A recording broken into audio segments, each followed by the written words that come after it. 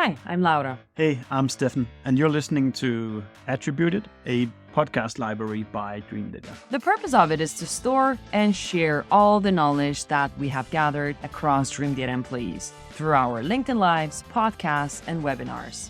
The typical topics you'll find here can be stuff like marketing, Sales, B2B ads, operations. social selling maybe. Welcome to the Dream Data live show for Attributed Podcast. And I'm very, very excited today to be speaking with Brianna Doe, founder of Verbatim. Please introduce yourself because I can't wait for this conversation.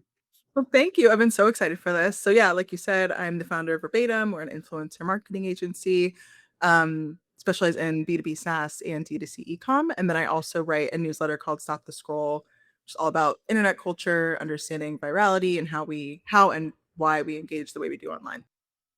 Great. I have to subscribe to that one because it sounds It's fun. really cool. Tell me, It's a fun one.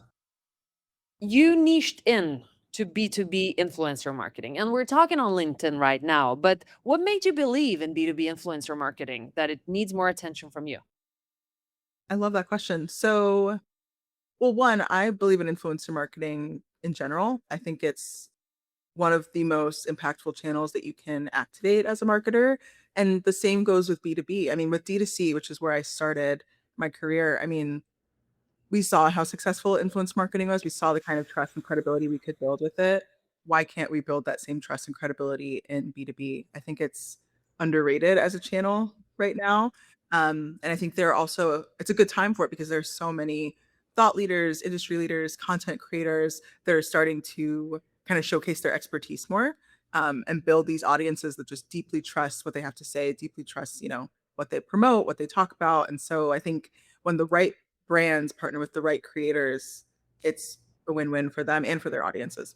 Nice. But what changed? Because we see a lot of B2C influencers, creators, micro, macro, but what changed in B2B that people started to want to do this? It's a good question. I mean, I think it's one of the reasons why I started creating content on, LinkedIn too. Like we just started to see more people do it. I think for a long time there was this assumption that whether you're talking about content creators or influencer marketing, it's always somebody like a Kim Kardashian or like just a celebrity or somebody who's strictly lifestyle. But I think as we live more and more online, people are starting to share their thoughts and their expertise online as it relates to like professional stuff, B2B topics. I think we're just seeing this evolution of the way we consume content and who we trust with content.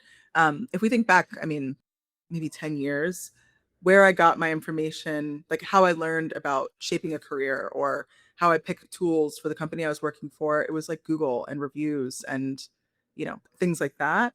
Now we don't have to do that as much because there is that trust being built. So I think that's been a big part of the shift. Very exciting. And we're going to talk together about both how companies work with influencers, what the best practices are, how to choose them, how to measure them, and so on. But when your clients come over to you and want to do B2B influencer marketing, where Yeah. do they fail? Ooh, I love that question. Well, there are a few spots where we typically see failure. The first is with not aligning internally on what success looks like. Mhm. So, what I see often, not just with clients, but in general, is the head of marketing has one definition of success. The influencer marketing manager has another, and the CMO or CEO has an entirely different view, right? And so there's been no alignment on what will a successful influencer program or campaign look like, and like how are we going to optimize for that. So for one of them, it might be reach and brand awareness. For the other one, it's like leads or conversions. For the other one, it's trust building or like market share. And so I think that is the first area where we see it fail, because that's going to inform what channels you're leveraging. It's going to inform Mm. which creators you partner with, what type of creator. Sometimes it even informs which segment of your ICP you're going to focus on. It just informs everything else. It even informs the content brief that you then give to the creators and the messaging that you provide to them. So that's where I always recommend people start, is you need to make sure you're very clear with your team on how you're defining impact and success. See. So, well, if they're already coming over to you, that means that they have taken some kind of a first step that they actually want to do this. And then it's outlining how we're going to do this and so on. And even before them reaching out to either you or a single creator, what do they have to set up internally to get clear on to make this a success from the very beginning? Well, I think so.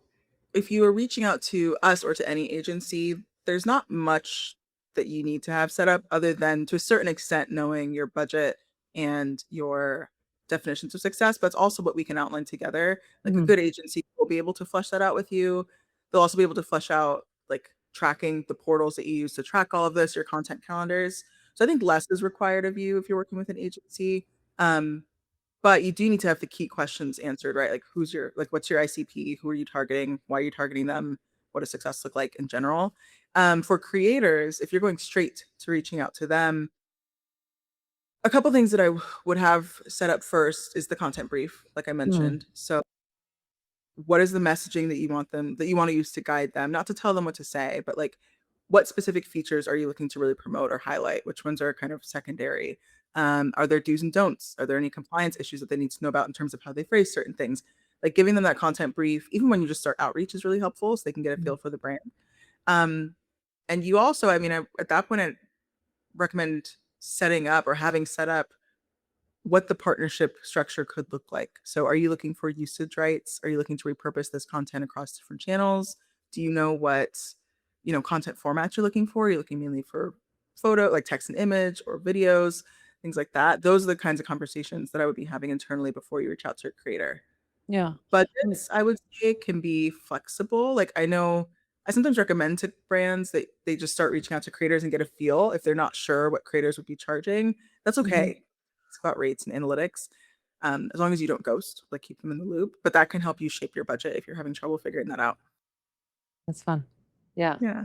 And so there are a lot of questions. That's why I'm stopping in my head because Yeah. I'm excited to talk about the content briefs as well because there are very different opinions. Like, should we just let them go? Should we structure exactly what they have to say, and so on and so forth? We're gonna get into this.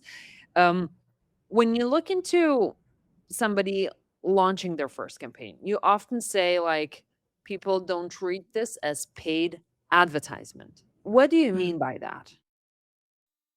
People don't treat it as paid advertising Yeah, or read it. don't treat influencer programs as Oh, paid advertisement. Why is that? yeah. So when we think about traditional paid platforms, like let's take Meta ads, for example. You can plug in like 5 different headlines, 6 different sub headlines. You can adjust the budget as you go. You can change up the messaging as you go, and you are writing all of the copy yourself. I think that is one of the main differences. You are plugging something in, and you know exactly what you're going to get out in terms of ROI. With influencer marketing, I mean, it's human to human, right? And so one, you don't want to over engineer it. The reason you're partnering with this creator or this group of creators is because you trust or you really resonate with or enjoy their content, the audience they've built. They know it will resonate with their own audience. So trying to over index on what their content should say and really own that it's just going to come back to bite you because it will just look like an ad. The whole Yeah. point is to create the most organic looking content possible so that it does stop the scroll in the feed. Um, and the other part too, where it, differs from paid advertising is that there's even more experimentation involved, right? You're Mhm. probably partnering with multiple creators, you're testing different types of messaging. It's different, like slightly different audience demographics. It's going to take some finessing and it's going to take time to figure out what works, which is also why I recommend not doing like a one-off sponsored post, doing at least 3 so that you can keep learning. Yeah. Are there any other mistakes of the very first campaign launch that you see companies usually do? Yeah, not thinking through ahead of time, not thinking through ways to repurpose the content. So not negotiating in usage rights. Not and then at that point not repurposing it across like the website or organic social or email or whatever, and then also not amplifying the content with paid spend. I think that's a Mhm. huge win for companies. Um, I mean, it's perfect, right? Especially on LinkedIn, if we use that channel, boosted as a thought leadership ad, the creator gets, reach because of that. So that's a win for them. And then you're also able to kind of amplify the trust that they've built, the credibility they've built because it's tied to your brand for this ad. So that's a huge win. I think it's similar to even like organic content that brands create. I know we hear this all the time, repurpose, repurpose, repurpose. Where else can you use this content? And how else can you kind of extend the life of it. And that's important to think about before they even create it. Be thinking about it as you're figuring out specs and messaging. That is, I think, must be one of the most important things not to overlook, to repurpose it, because now you've invested into things and kind of found out what's actually working, which of those were good that you would like to put forward towards your clients, then making an ad. Because at the beginning, it's not an ad. You still don't know. There's a lot of testing. We at Dream Data do that a lot as well. Also, because we bring in organic and paid LinkedIn impressions. So you're able to track, besides everything that the influencer is giving you of their stats, you're able to track how many impressions did we serve to which companies. Is my targeting correct? And am I sending the right influencer message to the companies that I want them to see it as well? So kind of tie it through the whole revenue loop and not just look for the like a top of funnel stuff, or at least like, what is your reach? The reach could be very low, but if it had reached the right companies, let's go. I wanted more. Exactly. Especially if you're also like activating different creators to create different types of content. To your point about the funnel, right? Like if you're having some creators do longer form, maybe like product walkthroughs, that should be living on multiple channels. You should be repurposing that on YouTube, cutting it up into content for, I don't know, like email sequences or whatever the case may be. Like there's just so much you can do with it outside of it just living static on the feed. Yeah.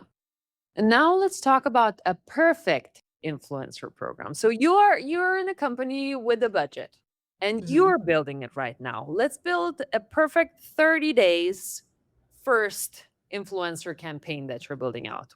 How do you plan it? What's my budget? You choose the perfect budget. So let's say you Ooh. are a 500 people Series B company, and then you tell us what the right budget should look like to start, to scale, and so on. Okay, so I'm going to assume that we're probably, in terms of success, we're looking to, if we're series, I think you said Series B, probably Yes. still looking to drive a lot of brand awareness and get our name out there. But also, let's go with like trial signups. We're also trying to drive trial signups, let's say. I won't go with like, my ideal budget is insane, so we won't go with that. But I will go with, let's say I have 100K to spend over 3 months, maybe. I'm also going to say, if this is the perfect situation, that this is sometime around like conference season. Maybe conference season is kicking up. So, wow, I love this. I would love to be doing this. Sounds great. So what I would do is I would split it first. So I'm going to spend the first at least 2 weeks, probably that first month before we kick off the program, walking through strategy and sourcing. So half of our creators are going to be for brand awareness. The other half will be for like lower in the funnel. I want to do a mix of sponsored content, allocate some of that budget or reserve some of that budget for paid spend, like we just spoke about. And then also maybe some in-person activations tied to the conferences that like my team is going to. Okay. So then I would focus, I'd probably have 3 to 4 what I call like anchor creators, so slightly larger, maybe around no less than 150K up to like maybe 350K followers. I'm going to assume this is LinkedIn too. Yep. It is For the sake LinkedIn. of this. So I'm going to have those anchor creators. I'm probably going to negotiate 2 posts per creator, 3 if I have the budget, but I'm going to go with 2. And 1 lead magnet with one of them where we co-create it. Then the rest of the creators will be smaller, so like 100K and less. And for the trial signups, I'll be focusing on probably around like 10 to 50K followers. From there, I'm going to create 2 content briefs. Am I going too granular, by the way? No, I Or is love this. No, I think Okay. this is perfect. We'll get into more details of how to choose them later, but let's go. Amazing. Okay. So then I would create 2 content briefs. I'd have one centered on like brand awareness content. So every creator is going to get access to the platform, but I'm not looking for the brand awareness ones to do like really deep dive 5-minute, 6-minute videos. It's broader. It could be a mix of text and image and video, but no carousels. The other half is going to do either slightly longer form or at least video only. And then from there, I'm going to stagger the content throughout those 3 months. So that's the content piece. I'll have the anchor creators, the larger ones, do their first post in the first month, and then their Mhm. second post near the end. Mm. And for the rest of the budget, I'm going to reserve it to host, let's say the team is going to 5 events. I'm going to do 3 micro dinners. So I'm going to pick 3 of the conferences where the team will be, and host micro dinners with a mix of our ICP and creators. So we'll have like conversation prompts. Um, they'll be able to mingle, and then we'll have like, I'll probably have some of the creators there. I'll activate them to create content about the event, like what they liked about it, what they learned, who they met. So you would mix in influencers going into an event and then creating Yes. content about it. Oh, that's interesting. Yeah, and I'd probably have some of the creators that are at the micro dinners also go to the event like on behalf of the brand. So like Uh-huh. street interviews, recaps, stuff like that. Oh, this is really awesome. Yeah. I would love to do Exciting. this. If anybody wants to do this, let me know. Yeah, exactly. Because most of the people just want just somebody to post for them. But let's Right. talk about this. So now, when you are working with creators, every marketer wants to know, how do I find the right creators? Where do I start? I've got the plan. Where do I find them? So, 2 things. If you've never done this before, I'd recommend starting with a discovery tool like a Favicon or a Grin, because that can help you start to get a feel for like what to look for, or a Limelight. Those are perfect places to start. Um, but I also love layering in manual sourcing. So with the discovery tools, depending on the tool, you can get pretty granular with what you're looking for, right? Like it'll give you, you can pick by location if geographic location is important in terms of ICP. You can Mhm. pick by follower count, like stay within ranges. I think where some of the tools can get iffy is like, if you're looking for certain content niches, sometimes it can depend, right? But start with discovery tools to kind of help shape that and learn what you're looking for. With manual sourcing, though, LinkedIn is an interesting platform in the sense that there definitely are fewer creators on LinkedIn than any other platform, but there are also so many that like you could be missing large ones because they're just not on your side of the feed or your Mhm. internet. So look at, once you start finding some from the discovery tools, look at who they're engaging with and who their audience is engaging with too, because you're gonna essentially see this flywheel of like similar content creators in their niche. I like that. Yeah, that's right. Because creators, they do tend to comment on the posts of other similar creators because it boosts their visibility as well. So it's kind of a give and get for both sides. Right. Well, that, and they create similar content, so like they're interested in the same topics. Like it's Uh-huh. just, that's going to be a big part of it too. That's why I engage with so many like marketers and entrepreneurs, is because the content resonates with me Mhm. and I'm learning from it and it's what I post about. So, yeah, that's definitely where I would start. And in your search, you spoke that you would split it out on like those larger, heavier creators for brand building. So a lot of marketers still think that they need to focus on a heavy follower count. Is that a wrong metric? No, I don't think it's the wrong metric, which I know is a spicy take. So the debate that I'm seeing online are like, some marketers think you should only work with micro creators or smaller creators because they have a niche audience, they built more trust. Other people think you should only work with large creators because they have follower counts. I there's there's room for both. I think Mhm. the most impactful programs have a mix of creators of all sizes because you're able to optimize for different things. I'm able to test messaging at a broader scale if I work with a larger creator. I'm able to test it with a niche audience if I work with a smaller creator. But there are also larger creators who still have niche audiences. I think there are a lot of assumptions made around follower count. Yes, people sometimes use engagement pods. Sure, you can run into that. Mhm.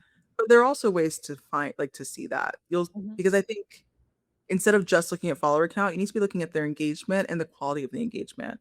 Yep. You're always looking for creators who spark conversation, who spark dialogue, who don't just get a lot of like nice posts or like great job. You want I strong creators. agree. Yeah. So yeah, always look for a mix of creators. Nice. And when creating their campaign, should companies prioritize industry expert, Mm. practitioners, employees, or some kind of other creators? And if they should mix, what is the best mix, you think? I think part of it is going to depend on who you're trying to speak to, because like there's some audiences, for some reason accountants keep coming to mind, but there's some audiences like accountants where they're probably going to trust practitioners and like very specific industry leaders more than just like a broad content creator who talks about accounting. So it depends on who they trust, but ideally you'll have a mix of both. You Mhm. always want people who know what they're talking about, and like you want the content. Basically, you want to ask yourself as you're looking at their content, if I picture my brand's post in this on this profile, does it make sense? Does it feel random? Or does it feel organic to their feed? Uh-huh. If it doesn't feel organic, then it's not a fit regardless. Yeah. And how much should their audience fit matter compared to the quality and compared to engagement? Good questions. When you say quality, do you mean quality of the engagement or like quality of the audience? I think the quality of content probably, because some of the creators I've seen create incredible quality content. And sometimes I think, why didn't she get enough likes and Yeah. comments? Because it's incredible. So, what matters most? Depends on what you're optimizing for. So like if you, let's say, like we have some clients who are we're building influencer programs for them, but they also are really trying to build like their internal content library. So there's a UGC element to it. There might be a world in which that content creator who maybe has really low reach but creates just phenomenal content is a UGC creator for the company. So I would recommend people keep that in mind too. Like there are different ways to work with creators too. But generally speaking, I mean, I think audience demographic is most important. Like because if they aren't, if it isn't a fit in that sense, it doesn't matter how great the content is, it's not going to reach the right audience. From there, I think the quality of the content, it's I'm trying to figure out how to articulate this. It ties into the engagement perfectly. Like if somebody creates lo-fi content, but the engagement is high, that's a win. If they create high quality content and the engagement is low, maybe it's a UGC creator. If they create high quality content and engagement's high, like amazing, perfect fit. But I know I feel like I keep saying this. I don't want to beat a dead horse, but like make sure if it is like low-fi or low quality content, you're comfortable with your brand being like positioned that way, right? Or like if not, just aim for the high quality content, but think about how you can leverage creators in different ways depending on their reach. Yeah. Let's talk about authenticity because now we Mm. got creators and how should we be briefing them? What should we be doing? So let's start with, why do brands feel that authenticity is hard to hit for them to start? Because they will be giving so much guidance and this is our brand, this is beautiful, I chose all this, please say that. So, like, how do you balance authenticity of a brand and a creator? I think most brands are like the ultimate micromanager when it comes to content creation. Like you have to let them live. You have to let them create the content. And it's what I mentioned at the beginning. If you're working with this creator, it's because you love their content, you love the audience they've built, you admire, respect, support like the trust and credibility they built with that audience. So then why would you then essentially rent space on their feed to put like a like an ad that you wrote? I think that's always the hard part for me. I think about like a bowling alley. So when you put the bumpers on, it's enough to help you like to guide it, right? But you're not controlling everything about it. That's what I'd recommend keeping in mind with briefs too. You want to give the creator enough context so they know how to speak about your brand and how not to, who you're trying to target, what you're trying to communicate to them, like what's the story that you're trying to tell to their audience, and then back off. And I think the other part that people miss is what I'm not saying is to just let them post without any approval. Like you still review it, make sure it's on brand, but the words should come from the creator, the content should come from the creator, like it should feel like them through and through. And if you're not sure, ask them. Like, Yeah. do you feel like this sounds like you? Did you enjoy writing this or creating this video? Yeah. Does it feel authentic? And give them the space to be honest. So you would give them guardrails. So the brand writes up what they care about, how they want the things to sound, and so on. And then the creator goes and creates stuff, comes back, and then you as a brand review it. How Mhm. often do you see brands asking for a redo? Um, that's a great question. More often if they haven't given the creator ample time to like play around in the platform. So that's the other thing too. The content is going to feel more authentic and it's going to be stronger If my recommendation is at least like 2 weeks with the product, at least a week though, like minimum 1 week. That's typically when we see the most reviews. On average, you maybe see like 1 to 2 sets of revisions or like loops. And Mhm. it's just related, especially if it's like the first post that the creator is doing with the brand. Sometimes there's just nuance to like the product and how you can talk about it. But like with our clients, that's an area that we focus on heavily because we don't want to over engineer the content. And so we do hammer that point home. Like, hey, you're reviewing this for overall fit. We don't want to tweak the creator's voice too much. If there are things that are just wrong, like statements they're making that are wrong, that's different. Um, but yeah, it's typically no more than two, closer to one. Yeah. For campaigns, usually what I've experienced, I'm seeing most of the times it's one off. Oh, we're running this campaign. Let's get creators in. Let's get them do this to boost the campaign for ourselves. Mhm. Comparing long term versus those one offs, which one performs better? Ooh, these are amazing questions. So I'm actually going to go back on something that I said earlier because I think it was a oversimplification. I mentioned like, I think I said like I never recommend one-off posts. I don't recommend them if it's not a launch. So Mhm. if you're specifically trying to drive just a ton of reach and brand awareness, I think one-off campaigns can perform well. You have to make a lot of noise though, and you have to do it in a way that doesn't like annoy people. I think we've seen campaigns where it takes over LinkedIn for the day and it Yeah. backfires. You have to do it. I always recommend staggering the posts throughout the week, having different creators with maybe slightly overlapping audiences, but not the exact same like ICP, so that you're able to broaden your reach on the internet. So those can form. However, longer term partnerships just for like general growth, long tail brand awareness, and getting deeper into the funnel, especially around conversions, trial signups, demos, etc. It's going to be longer form partnerships. Because if you think about it, I mean, I forget what the statistic is, and I don't know if it's even more now, but I know a couple of years ago, people had to see an ad, I think on average, like 7 to 10 times before they. So while this isn't an ad, right, it's still potentially that creator's audience's first time hearing about your brand. Like I don't always click on something when I've seen it once. So like, why can we expect the consumer to? Yeah, agree. And the campaigns that I do remember either were the annoying ones that I don't want to remember them because there were so many influencers doing something about it, or there was a long term. I know when this person is posting, it is branded post, but I actually enjoy to watch it to understand how did they spin the message this time? What is it that they're saying? Did they release something new? So I definitely agree with the long term. And that's exactly what we do at Dream Data as well. We have several people who are posting for us when we have either a release or in general want them to have another go at the same message as well, because it will take some time for people to actually capture it. Talking Exactly. about the trust between the creator and the brand, because it's a two-way street. It feels like, oh, the brand is paying, so you just accept and you do your things. I think the creator also has a lot of trust to bring the brand towards their um, audience as well. Have you seen examples where brands unintentionally damage the trust, trying to either control the message or doing anything that actually should not be done in the collaboration? Yeah.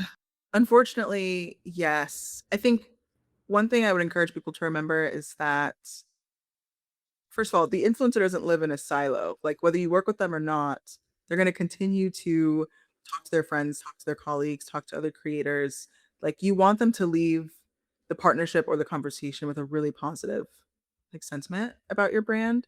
And the influencer world is small.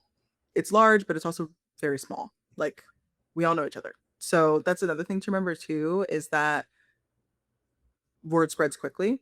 So the common ways that I see brands breaking or damaging trust, um, not paying on time, so they don't stick to the contractual payment terms. If a creator has to follow up with you, I hear about this so often. If a creator has to follow up with you on payment, I think that's unacceptable.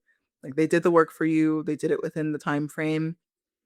Please pay within the net 30 or net 15 terms. When the brand asks for, speaking of that, really long payment terms, if you're asking for net 90, you're not waiting 90 days for the content. Like, I think we can all agree 90 days is like a little long. Over engineering or trying to control the content, to your point, like wanting to make sure your brand's message is communicated well is one thing, right? But if you start Mhm. to take away their agency, they will just start to feel like an ad channel, and the whole point Yeah. is to work together. Um, and I would say another one is if there's any shift, like in the brand's values mid-campaign, or like announcements come out. I won't name names, but I think we all remember there was an incident. I think it was like in January. A company had a ton of creators, just ongoing creators. Things came out about the brand, and some of the creators started posting content like talking about cutting off the partnerships that they had with them, things like that. That's a huge one because the creators' reputation is also on the line, Yeah, and this is a brand they've chosen to align with. So I think that's really important. agree. I remember a couple of those, especially for fast growing startups. And it's most of the times it's unintentional because the marketer wants to do their jobs, they're getting the right creators and so on, but something happens in the company or really bad press is coming out. So there has to be a way out for a creator as well. If you already are in a agreement, I'm not going to do this for you, or things like that, they do matter. Even though as a marketer, I'm still doing my job, I want you to do what we have agreed, but there might be caveats as well. Yeah, definitely. Well, I think, and it would be reversed too, right? If something came out about the creator was bad, the brand might not want to partner with them either. And so it makes sense for both parties to feel protected in that Agree. sense. Absolutely. Let's talk about measurement because we are on an Yeah. attributed podcast. So Yes. there's a lot that cannot be measured, but everybody wants to measure everything nowadays because this stuff costs money. You said 100K is a kind of a smaller budget of what you would have expected. So let's talk about measurement first. So the big objection that if a marketer comes to the leadership, let's say a CFO, if they have to ask for budgets, like, how do we know it's working? Yeah. So trying to figure out how I want to answer this. I I love and hate being a marketer because I feel like so many of the things we say, it starts with like, it depends. But it really does depend on going back to what you should have done before you went to your CFO, aligning on what success looks like. So you need to know what your primary metrics or KPIs, what your secondary ones are, because that's then going to inform, you're going to capture all the data, obviously, but that's going to inform what's working and what's not. Mhm. So let's say your primary metric is trial signups. We'll just go with that again. What I would caution people against, even if that's your primary metric, is only measuring that for success. And what I mean by that is you might find, let's say you launch some partnerships, you have content going out all this month. And after, on August 31st, whatever, you're looking at all the data and you saw low trial signups but maybe high reach and a lot of clicks. You saw people spending time on the site. That does not mean that the program is not working or the campaign isn't working. What it means, most likely, just from that little bit of data, is that there's like a disconnect. One of two things. There's probably a disconnect in the messaging. So they go from the creator's post to the website and the copy is off on the site, or it's just not answering like to the pain points that they're looking for. Or, well, actually, that's probably it. There's Yeah. probably just a difference in messaging. Um, and then it then turns into an internal thing too. Like, what does your lead nurture look like after that? How are you capturing their information? Yep. Not all of it can be on the creator. So I think CFOs hate me because you want to be able to look at the data and know what's working and what's not, because it's going to Yeah. inform then how you approach months 2 and 3. Um, I think what I would say too, which I know isn't a direct answer to your question, is what I found both when I worked in-house and running an agency is that with influencer programs, especially when it's new to the brand, there is a lot of fear around being honest about how the program's doing. Like it feels sometimes like you're putting maybe even like your job on the line, right? Mhm. Because you've got this budget, you need to make it work. Radical transparency was always huge for me. Mhm. So being honest at the end of the month, this is what we've seen in terms of trial signups. Here's what I've learned from that. Here's how we're refining the messaging. And like, here are the benchmarks that we're setting for months 2 and 3. Here's what we're looking to learn from Mhm. this. like we have these benchmarks and these goals, but here are the hypotheses and questions that I want to answer and validate or invalidate. Because then you're giving yourself and the team more room to experiment, which, at the right company, that's not a fail. Yep. I agree. Absolutely. And it's very similar to general marketing measurement as well. You have to Yeah. both give it time, but in general, it's not always working. So you don't have to defend. There's a lot of creativity that it goes into it. But are there any metrics that are getting too much attention when running influencer programs? I think especially for newer programs, conversions. Like, yes, we want conversions, but again, to what we mentioned earlier, it's going to take time for the audience to get to know the brand. Like, you have to give them different ways to engage with the brand, different creators that you're partnering with who can talk about it in different ways. You wouldn't run an ad for 2 weeks and then be like, well, that didn't work. Like, we're shutting down the whole paid media side of the company, right? Like, you would keep learning and keep refining. And there's just this, I think a lot of B2B brands, especially over index on, well, we need to drive at least 2,000 signups in the next month, or this isn't the work. This isn't going to work. It's a fail. And I just don't think that's a good way to approach building an influencer program. Well, what kind of business outcomes? So now you're going to the CFO to ask for this. What kind of business outcomes should you focus on when presenting the case itself? Well, so I would still mention like anything related to, I know I keep saying like trial signups, demos, leads, things like that. It is still important, and it's okay to optimize for it, but you need to also make sure you're giving the program time to grow, be Hmm. refined. Yeah. And depending on the stage of the company too, I would put in something around like online sentiment or social listening. How is this content also shifting the perception of the brand? I think that's something to miss for companies, and that's huge. You have a really cool opportunity to shift the way people perceive the brand online through the creators that they trust. That's, I mean, some would say that's invaluable, right? And so if you combine that with um, like lower funnel conversions or lower funnel metrics, I think that's like the ideal program. And I think So, reach and brand awareness is huge too. so tell me, how do you connect those creator partnerships to pipeline without actually having to expect that every creator generates direct attribution? They don't. But how do you connect that to pipeline? So that would be signups and like website traffic, anything else? Yeah, so I would have something. This won't capture everything, but I also have something on the site like how did you hear about us, and make sure Uh-huh. you have like if you're on one channel doing creator partnerships, maybe just put that specific channel, or you can just put social media, whatever. That's going to be huge. And then also look at the overall growth. So let's say the program started last month.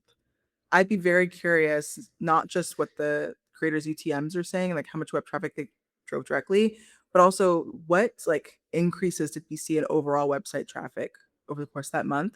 And Mhm. I'd focus on long tail too. So I'd be looking back once the program keeps growing over the last 60 days, over the last 90 days, because that's also going to be like directional data that you can use as well. I think that's going to be huge. Got it. When you don't isolate those campaigns, but just run in general added go to market strategy with influencers, what type of shift do you see in terms of brand awareness? Where should companies be thinking of if we added an influencer in our full go to market? What type of Oh. shift should we expect? You mean instead of doing like these specific Yeah. one-off like Yeah. launch campaigns?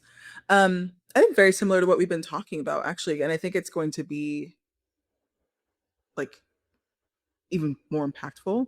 Hmm. Um, but you're gonna see ideally those lifts in traffic. You're going to see what I always find interesting, and something we see our sales teams are some like the leads are warmer and the prospect is more aware of the brand Hmm. already. We've heard things, obviously this is qualitative data, but we'll hear things like, a sales team is talking to somebody like, oh yeah, my favorite, I don't know, sales creator was talking about your brand the other day. I've been so excited for this call. That's still really impactful data, and that's really cool to bring to the team. Um, and you're also going to see, I mean, if you start running different types of activations, let's say you're doing like co-hosted webinars and you're, involving creators in that, you're also going to start to see lift to that depending on how you're promoting that. I think overall, it's like more of an acceptance of the brand regardless of the other GTM motions Yeah. that you're doing. Okay. Yeah, and we spoke a lot about repurposing as well. So one thing that I really want the audience to remember, we're talking with marketers, so don't leave it as a one-off campaign.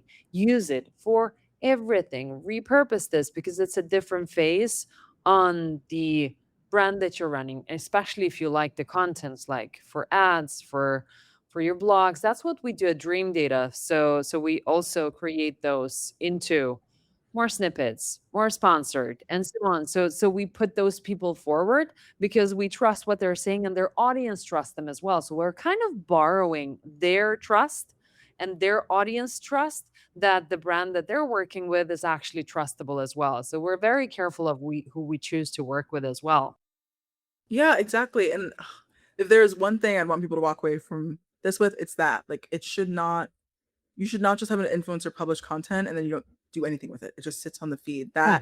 That I do think is a fail. And I also think don't be afraid to negotiate the usage rights. I mean, even if it's budget dependent, like you're not sure if it's going to get approved, what we do sometimes is just negotiate the rates into the contract. So there's no guarantee that we are going to repurpose it or that the client is going to. But if they do decide to, like, here's the rate, it's locked in. The creator can send a separate invoice for that. I think don't be afraid of that. Always aim for 30 to 60 days minimum for organic and paid.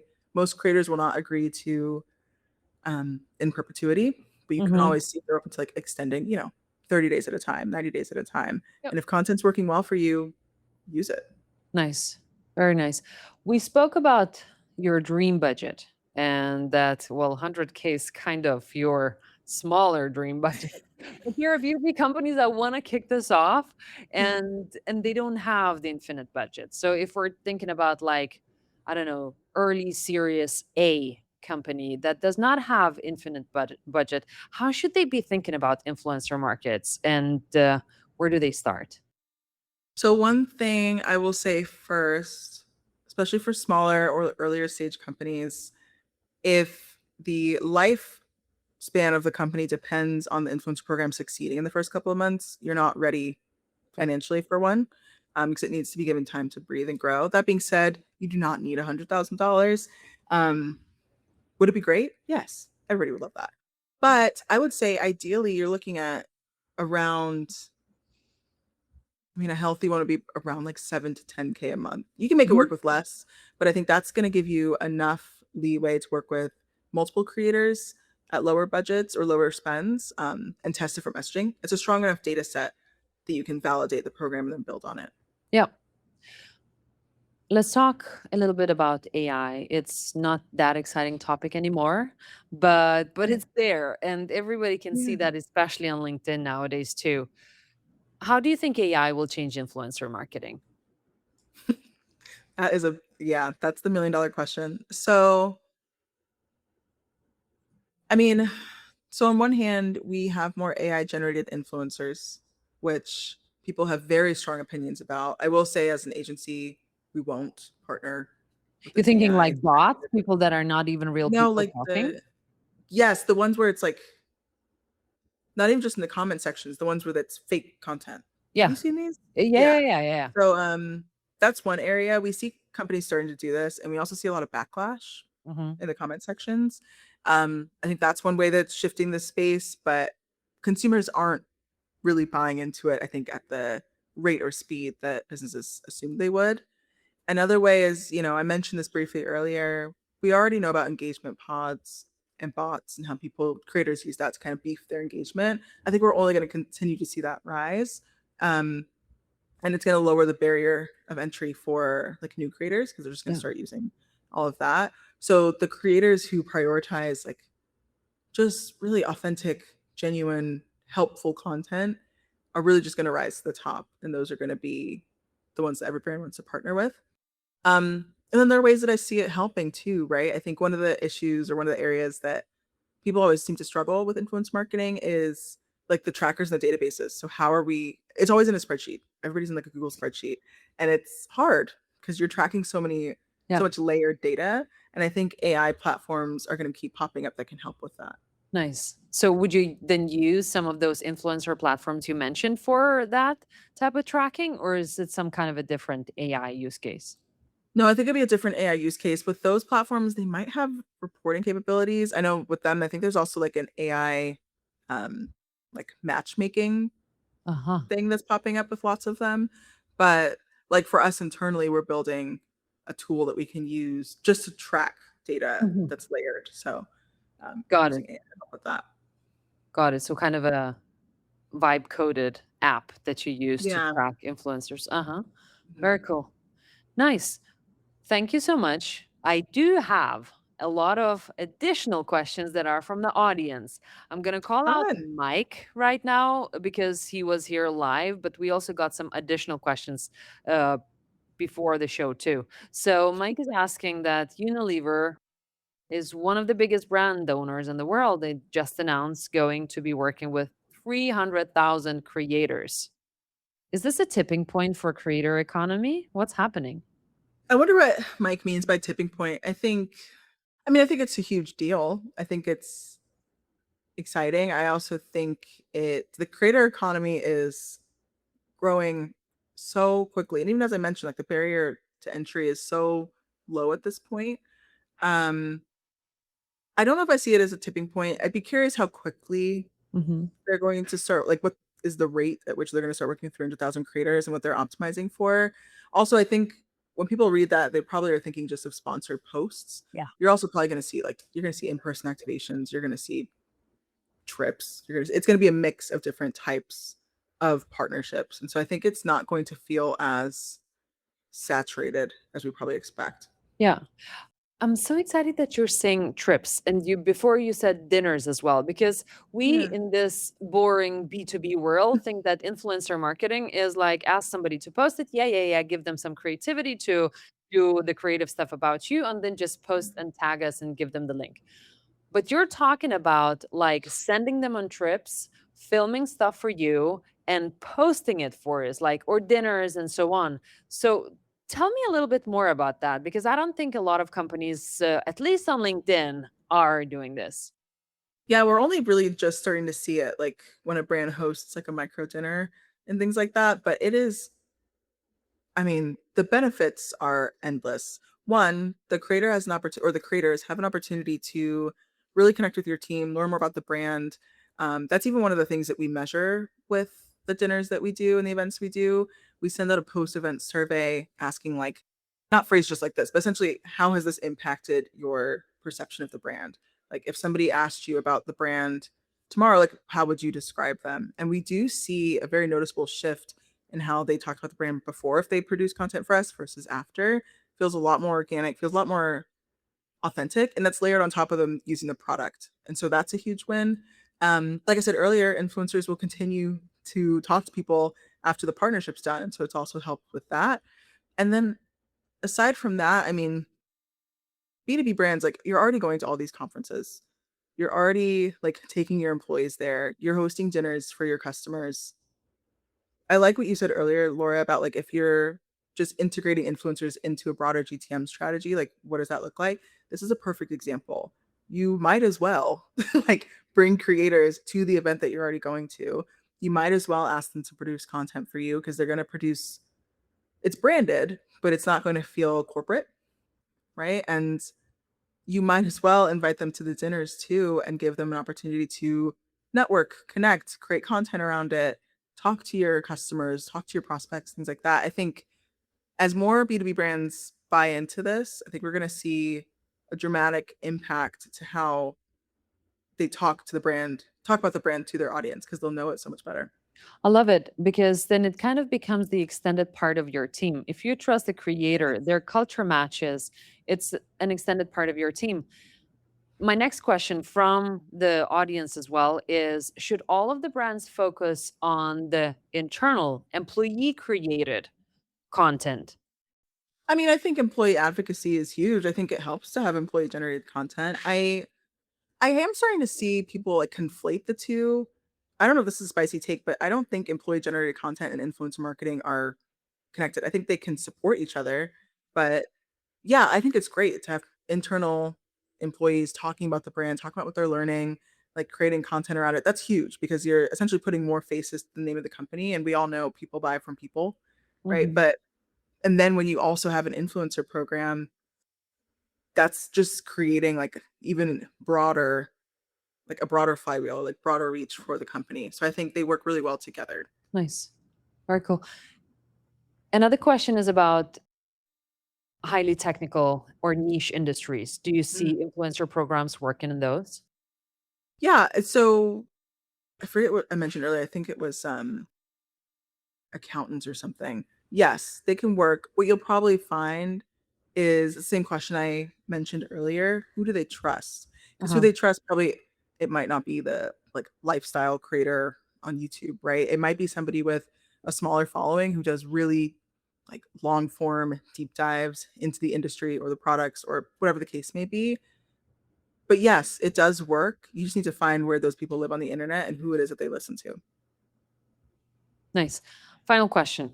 Can you give us a good example of B2B company that are using influencers right that you see is like top of the best?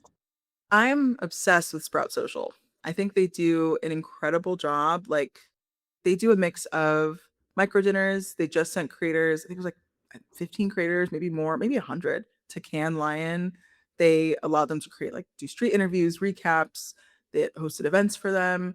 But then they also do really thoughtful, like expertise driven content. So they release reports where they, have creators and industry leaders like share their feedback or thoughts in there. They do webinars, they host events. I just think it's a perfect example of what you said about the broader GTM strategy. They'd already be going to Cannes Lion. They'd already be doing these webinars. They would already be releasing the reports. But now you're integrating people into it in a way that's fun. And it's not just like a sponsored post on a feed. Nice. Love that. I'll have to check them even more out. I saw people posting about them from Cannes Lions. Sounded fun. Yeah, Did you it's go? fun. I did not. I was in Dallas for a client event, which was nothing like Cannes. But did you go? Are you planning to go? No, No. I did not. I watched the people do it and hear them complain about how hot it was out there. That was the other thing too. People kept telling me like, yeah, you get to sit on rooftops. I'm like, you're just closer to the sun. I already live in Arizona. I don't think I need to fly to another hot place. Like, Exactly. I'm But not it sounded covered. fun. And also It the did. content created from there was very distinct cans, which means that if you're Yes. a brand next year and thinking that I would like to be identified as one of the brands that is sending influencers into cans, it had that, like you could see that content was from there. You were just looking which company was sponsoring their post. Exactly. Exactly. It was very unique to Cannes. It looked like a lot of fun. Yeah, it did. Yeah. All right. Yeah. Brianna, we are at time. Thank you so much for your time. Thank you so much for your expertise. Tell us how the audience can find you. How do they usually work with you? Because a lot of companies will want to reach out because they don't want to do it alone. They want to do it with you. Yeah, of course. So you can find me on LinkedIn. I basically live on that platform, Brianna Doe. And then if you're interested in our agency, it's Verbatim. We are verbatim.com. And for all things like internet culture, creator economy, if you're just interested in how, like the psychology behind how we engage online, you can find Stop the Scroll on Substack. Fantastic. Thank you so much for your time. Thank you for the audience listening to us. Thank you. Thanks for having me. We hope you like listening to us. Subscribe to our podcast and the ones that we have been guests on. And if you have any feedback for us, just do let us know. And should there be a guest that you think we should be talking to, then pitch us. We're looking forward to seeing you.